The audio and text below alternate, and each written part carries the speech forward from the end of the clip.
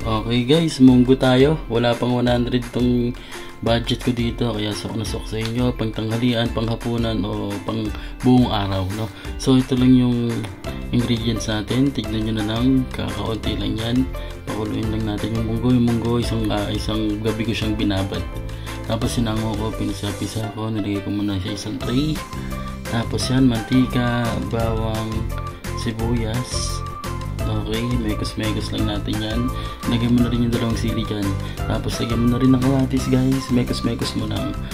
Wala pala akong dahon ng ampalaya tsaka sili, pero pwede na yan. Okay, pork cubes, paminta, mekos mo lang hanggang sa magbukang sarsado yan. Pagka sarsado na, pwede mo na ilagay yung munggo.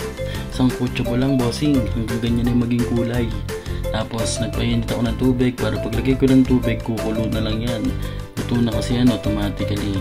Tapos pagka ganyan na, lagay mo na yung chicharon mo. Pinaka last drop na yan.